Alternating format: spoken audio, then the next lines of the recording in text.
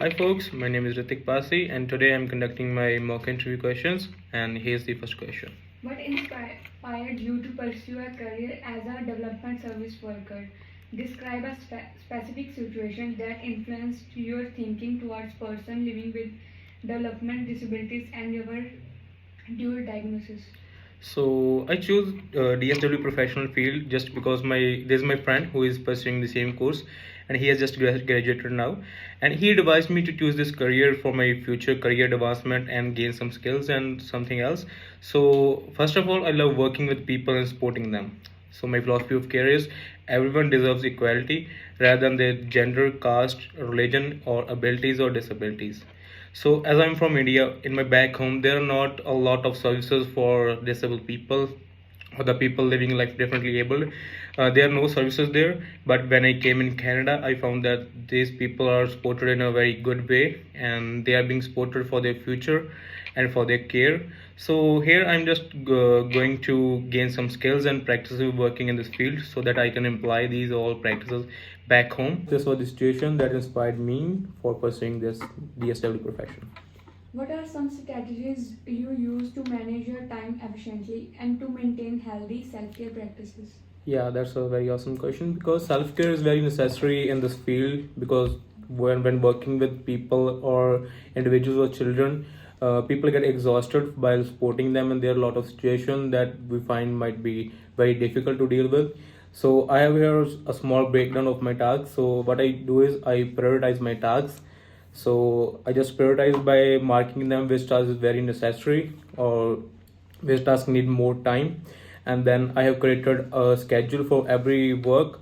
So I don't do work and things at their deadline. I used to do them before their deadlines so that I don't get worry about anything, and I have broken my task into smaller steps. As I if I have a long task or long thing to do, I usually break down the smaller tasks so that I can do it very easily.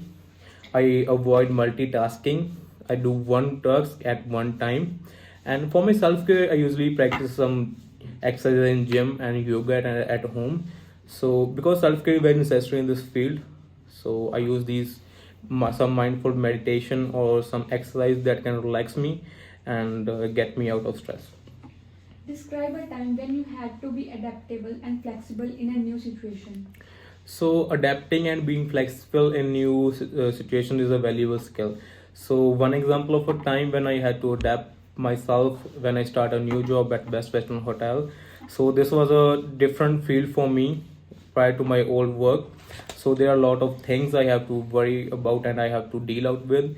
So despite having prior experience in this field, so the new position that I had my position as a night auditor, as a front desk auditor. So it had unique demands and required me quickly to adapt these things and different work dynamics. So I had to be open minded while my training was going on. I have willing to learn and flexible in adjusting my approach to meet my expectations that were required by my employer. So I was able to successfully navigate the transition and contribute effectively to the team, and I was successful in gaining my skills in this new field. Describe a time when you had a difference of opinion with a colleague, classmate, or supervisor, and how you handled the situation. So, handling differences of opinion with colleagues, classmates, or supervisors requires effective communication and a respectful approach. So, in a past situation, I had a difference of opinion with a colleague regarding a project's direction. Instead of approaching the situation confrontationally, I scheduled the meeting to discuss our perspectives openly, to discuss our facts and the things we just think. So during the meeting, I actively listened to him, and he also listened to him very actively. And we expressed our concerns on daily basis and in a respectful way. So I tried to find some common ground. So we both shared our reasons behind our opinions and sought a compromise that aligned with the project's goal. So by maintaining a professional and collaborative attitude, we were able to find a solution that satisfied both of us and move toward the project. Describe a situation when you have used or would use a positive behavior intervention strategy. So, positive behavior intervention strategies are used to promote desirable behaviors and addressing challenging behaviors effectively. One situation where a positive behavior intervention strategies could be utilized is when working with a child with disabilities who usually displays aggressive behavior.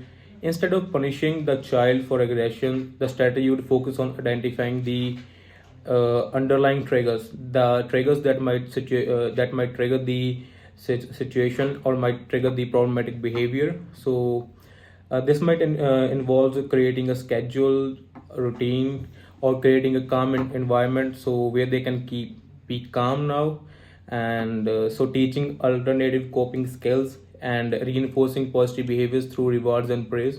These kind of things can be used as a positive behavior intervention strategies for in some cases.